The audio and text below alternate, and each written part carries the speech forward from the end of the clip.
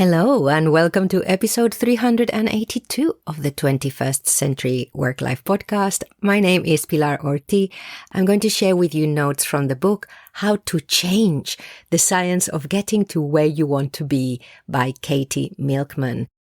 And I really enjoyed this book when I first read it, I don't know, many years ago. I think it was because it's full of evidence-based advice.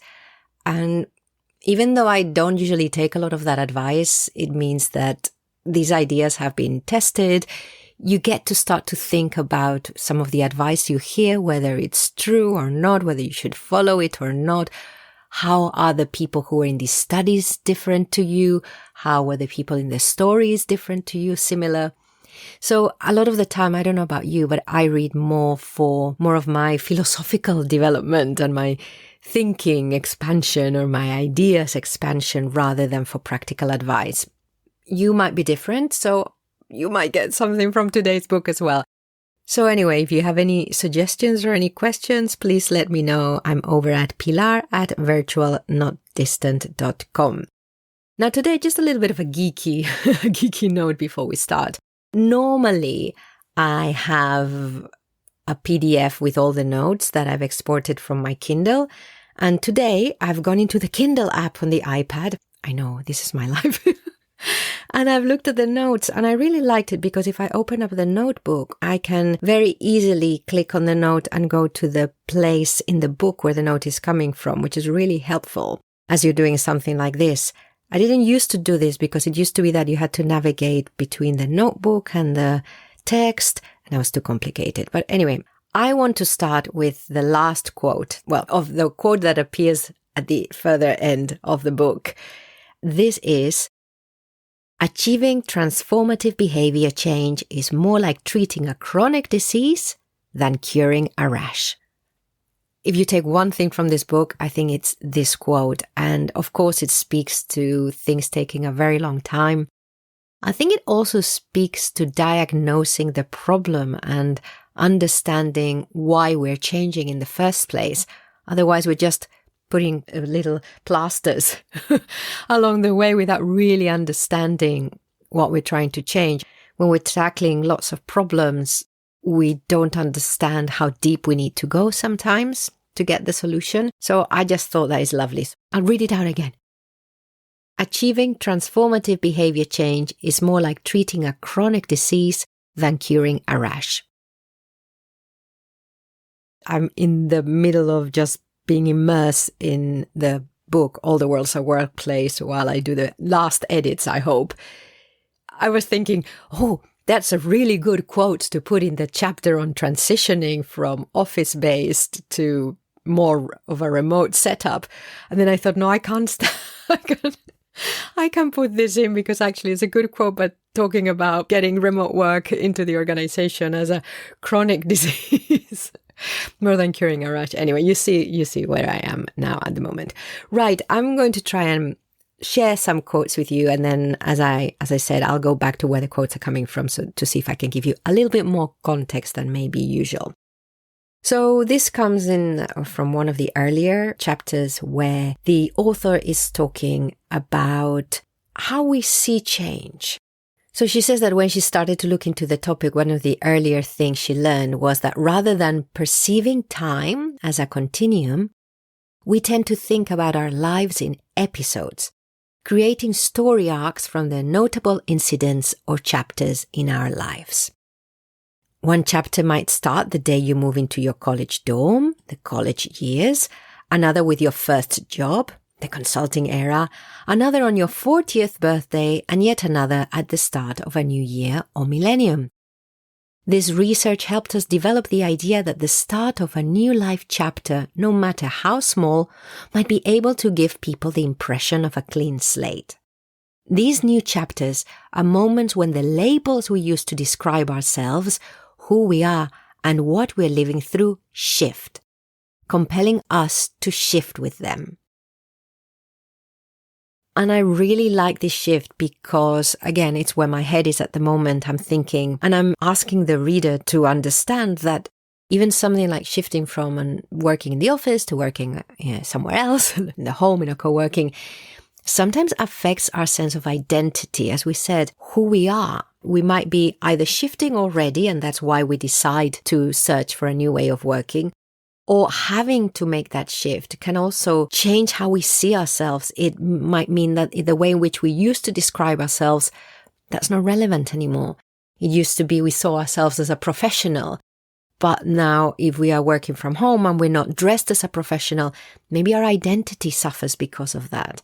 And it might just be where I've been at in my head and with other people. But to be honest, I've missed this before. I think it took me quite a long time to understand how adopting new ways of working can have an effect on your identity if you're not ready for the change or if the change is imposed on you. So anyway, I hope you like that. That was a longer paragraph, a longer section highlighted than normal. And then let's say that we are looking at either instigating change ourselves or we have to go through it. I think I'm also very interested in this relationship between the physical environment and our internal world. And the author cites a paper published in 1994 where more than 100 people were surveyed and they had sought to make a meaningful life change, such as switching careers, ending a personal relationship, or starting a diet. I'm already quoting, by the way. Remarkably, they found that 36% of successful attempts took place when people moved homes, whereas only 13% of unsuccessful attempts followed a move. These statistics suggest that when we are seeking to change, the disruptions to our lives triggered by physical transitions can be just as powerful as the fresh starts spurred by new beginnings on our calendars. So to summarize, in the earlier quote, they were saying, if you want to change, maybe add an event in the calendar, or change seems to be more successful when there's a new event in the calendar. A physical change might also be helpful. Yet, unlike calendar dates, these fresh starts don't contradict the predictions of economic theory because they actually change our life circumstances. They don't just shift our perspective. And in doing so, they can help us discover new paths to change we'd never noticed. The interesting thing when you're reading books like these, or when you hear podcasts like this one, is that it's all quite common sense. It's lovely to see it transmitted in such a way. So that's why I like books. So anyway, again, just to go back to the whole remote work thing, I think it's also very difficult actually for organizations to transition to any kind of new way of working when they are still physically in the same place or their physical environment hasn't changed much. Anyway, that's another point that I am pondering over. Okay, let's go for shorter bits of quotations. I think one of my editors said, I'm going to be pedantic. Can we call these quotations instead of quotes? I'm like, yes, of course, that's their name. So another not as long quotation. Okay, so here we're talking about resets in like fresh starts. Resets helped underperformers up their game, but harmed people who were already doing well. This was an important and cautionary lesson. Not everyone benefits from a fresh start. So again, just looking at specifically the world of organizations and teams, the idea might be that a change is good for all of us, but actually, if some people are already doing really well at their jobs in the current context, and then we shift it in some way, then maybe, according to some studies, some anecdotes, those people might not do as well, definitely through the transition and maybe even after the change. This point is quite an important one as well, that again, we'll go, yeah, of course. So the author did an experiment with some undergraduates in a university who already had some goals that they wanted to do, but they hadn't quite got themselves to start it. And so what they did is they invited the students to sign up for email reminders to kick off new and improved behaviors on a specific future date. Now, the twist was that the author and colleagues varied how we characterized the future dates. So, for example, In one study, we described March the 20th as the first day of spring for some students and the third Thursday in March for others. Or we described May 14th as the first day of Penn's summer break, Pennsylvania, for some students, and Penn's administrative day, a meaningless designation we invented for others. And I continue to quote, confirming our suspicion about the usefulness of fresh start dates in both of these studies and others, when we suggested that a date was associated with a new beginning, such as the first day of spring, students viewed it as a more attractive time to kickstart goal pursuit than when we presented it as an unremarkable day, such as the third Thursday in March. So again, they're talking about when you want to kick something off, maybe for yourself to make it a date that is either important or that sounds good for you or that sounds full of possibilities in the future. And definitely if we're leading a change program where we have to bring others along with us. And now for some quicker ones. The tendency to favor instantly gratifying temptations over larger long-term rewards is called present bias. One more here. We tend to be overconfident about how easy it is to be self-disciplined. Right, and here I've got an example that, well, it's very specific to change and motivation and how you instigate those things in organizations. But actually for me, it's the reminder that not everyone engages with everything in the same way, that not everyone enjoys the same things. One example, I'm thinking about this again from the organizational remote thing, thinking about how traditionally people have always celebrated or what social means in an organization a lot of the times is going down to the pub. And this makes sense here because you are assuming that everyone likes doing that that's everyone's favorite way of getting to connect with their colleagues. Whereas we know that not everyone is like that. But going back to our case study here. So this is the author talking about a study done by some of her colleagues. And it's got to do with how to gamify the workplace in a way to, in her words, revolutionize productivity. So they run an experiment with several hundred salespeople whose jobs were somewhat boring. And I think this is really important, is that what they were trying to do was gamify a task that was not bringing much joy. So in order to try and make this more exciting, they worked with professional game designers to create a basketball-themed sales game. So you can imagine lots of points with things called jump shots, etc., giant screens on the sales floor with the top performers and stuff like that. And they showed occasional animations of basketball players doing like a dunk or something like this, and regular emails to update them on how they were doing. So they just gamified the whole experience. And they found that it didn't improve sales performance, and it also didn't improve the way salespeople felt at work. The author found several things. So she says her colleagues had asked everyone in their game a set of questions to determine whether they had bought into the game. Were people following the game? Did they understand the rules, etc., etc.? And what they found is that if people haven't really entered the game in a way and really engaged with it and understood the rules and bought into the whole concept, there's no point in the game. So the salespeople, and I'm quoting now, the salespeople who felt that the basketball game was a load of baloney and thus didn't want to play by the rules actually felt worse about work after the game was introduced, and their sales performance declined slightly. The game benefited only the salespeople who had fully bought into it, and they had become more upbeat at work.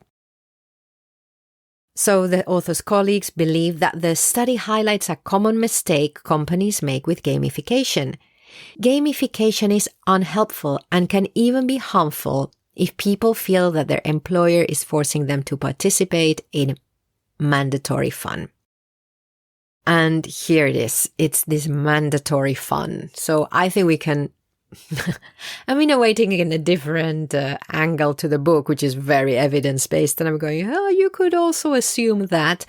But you can assume this with almost everyone. Any kind of mandatory fun initiative, it's going to have resistance to it. And we're going a little bit away from change at the moment. But I think it's worth understanding this, that fun is not the same for everyone. And just because something has traditionally been labeled as fun in a social context, it doesn't mean we all buy into it.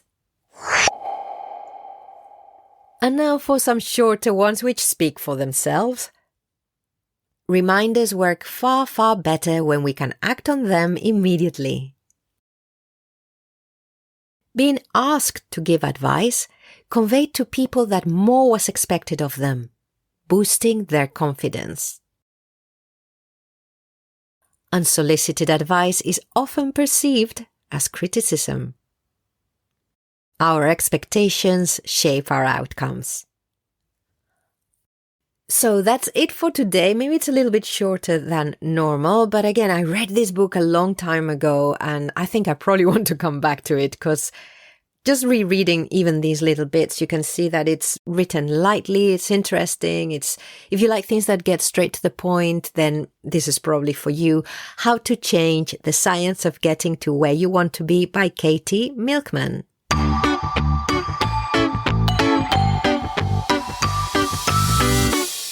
So this is the updates section where I just talk a little bit about what I'm up to, what I'm learning, what I'm doing, and it'll be about 5 minutes or 6. This is all very varied and it has to do with all the different things in my life. Let's talk about the book. All the World's a Workplace. What's been really interesting is that I could go on and on and on adding things to that book because it's an evolving topic.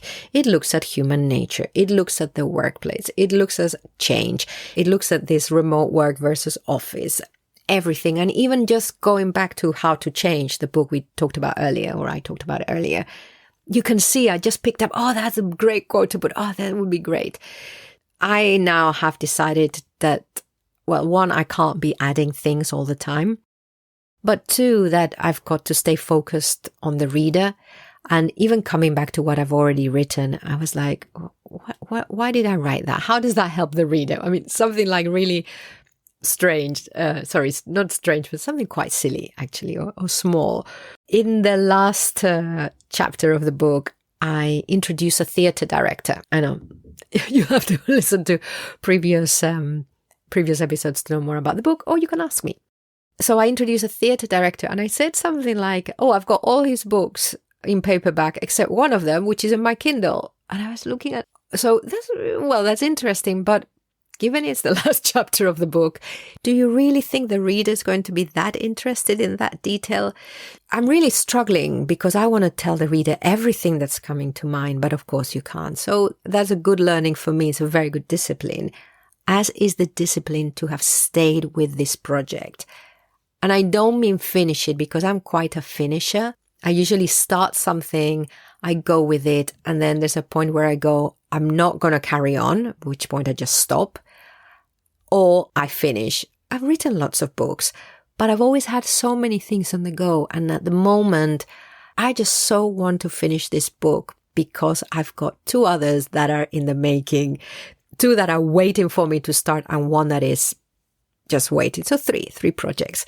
But I've been very, very disciplined not to start any proper work on the next 2 that are coming until I finish this one. I don't know, you might be like this, or you might never be like this. You might be able to just focus on one and be so, have such a present bias. That's another update I wanted to give you. And talking of books, my husband is a street photographer and he's working on a book at the moment with photographs from his different kinds of street photography. So some of them are found objects, which is like a wheel. He's got all these photos of a wheel or a pair of shoes in the wrong place, or I don't know, a door that's half open. So that's maybe too much. It's not a found object, but just things that you don't expect to find in the street, like a chair in the middle of a road or something like that. And he's also got pictures of zebra crossings because he found them really interesting the last time we were in Madrid. And I think the other bit is architectural photography, so buildings. Oh, and masts. He loves electricity masts and he takes lots of pictures of them. And so he's created this little book, which can also be seen as a catalogue of his work. And he showed it to me. It's a very small book, square. On the right side is the picture full. So the picture fills up the whole page. And on the left, very small, is a title. Different things, and I can't remember any of them. Maybe the wheel. The wheel could be the wheel. And I thought the difference it makes to have words next to a picture, it just gives it immediately a story. And I know we know this. I know we're wired for story. There's a book with that title. And just the fact that I come across some words immediately takes my mind into this has a story, this has an identity, this has a value, not necessarily monetary, but probably emotional. And I just thought I'd share that with you. It might be my mind. I mean, the other thing that I've discovered at the age of over 50 is that not everyone's like me. Not everyone thinks like me. Not everyone sees the world like me. And so I'm thinking, maybe not everyone's like that. But again, just looking at that, it's a very simple thing that I've probably come across quite a lot of times. And I noticed it for the first time. So I thought I'd share it with you. And then finally, a little rant, seeing as it's my podcast, and I won't keep you long. But some of you might know I work as a voiceover also. And lately I've been working a bit more than previous years. And one thing I've noticed is, one thing that is different is how strong artificial intelligence is at the moment, generative artificial intelligence, and how the creative industries have really had to just wake up. And I'm going to use the word fight. I don't usually use that word, but like really fight. And the fight now, and I'm now being dragged into, I'll tell you why, I've been dragged into this fight. The fight for me now doesn't feel like, oh, we don't want people to use generative AI because our jobs are being lost, like many other knowledge workers and other artists, because now you can have very good digital voices. I mean, let's face it.